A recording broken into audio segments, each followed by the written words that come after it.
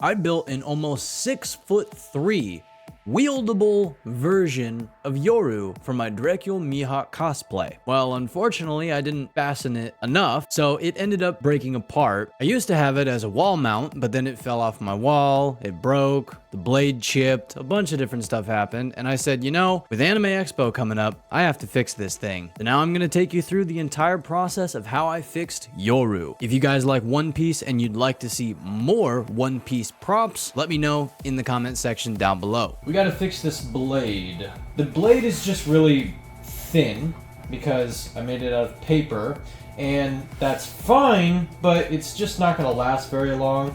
As you can probably see, there's a bunch of chips and cracks and all that kind of stuff, tears already in the paper, and I took it to one event, and I'm probably gonna have to substitute a little bit of that curve and a little bit of that bend at the end, because honestly, I don't think I have enough foam in order to properly get that shape, but we will get there when we get there.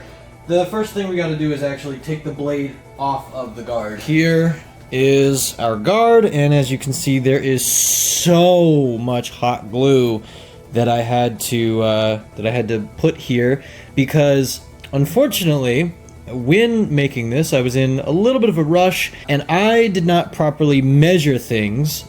The blade itself did not actually properly align with the guard, where the guard actually ended up. And there we go. So all the hot glue is gone. I had to cut all of that off. So now I'm gonna have to go in and try to fix this as well and kind of make that a little bit more level. We have the blade done for the most part. Of course, there's a couple little edges that I need to trim so they're more symmetrical than they are right now, and then there's a couple little gaps that are kind of sticking up, so I need to go back in with either some hot glue or some more contact cement. And then yeah, it actually is flush with the guard, because originally it was not. So if we just move this over here just a little bit like that, it is way more flush. What I'm gonna do is actually just use these 4 pieces. So layer these on top of each other, 2 like this, cut out the divot, right? Put the little design in there, put the little gem on here, and then that goes on one side, and then just repeat the process on the other side.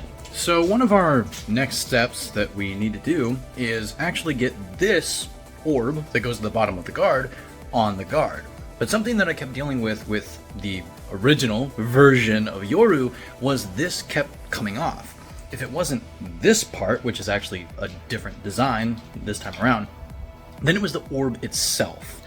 So I think I have an idea. Obviously be careful when dealing with pointy things, but I have a just shish kebab skewer here. I'm going to stick this through the golden part into the orb, and then I'm going to wrap this with EVA foam and then put that in the bottom of the hilt, and then glue it and contact cement it and just hope that it stays. One of our final steps here, I got the blade and I got the guard and hilt. I just sprayed it with a clear primer, thick like top coat, and now we're gonna let it sit, and then we're gonna put it together.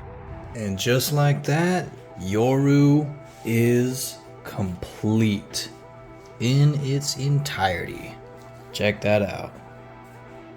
I am by no means a prop creator for cosplay or just in general, but I wanted to challenge myself to see if I could make a somewhat accurate and actual wieldable life-size replica of Yoru. And although it's not absolutely perfect, it does stand at 6'1", so even though it's a little bit shorter than it used to be, it is still taller than me. I am so incredibly happy with this build, and I'm genuinely shocked at the awesome stuff that you can create with just foam, some paint, a whole lot of hot glue and contact cement, and maybe a steel rod or two. If you enjoy One Piece or you enjoyed this video of how I made Yoru, please be sure to drop a like on it and let me know if you'd like to see any other One Piece related content. I massively appreciate your time, and I'll catch you in the next one.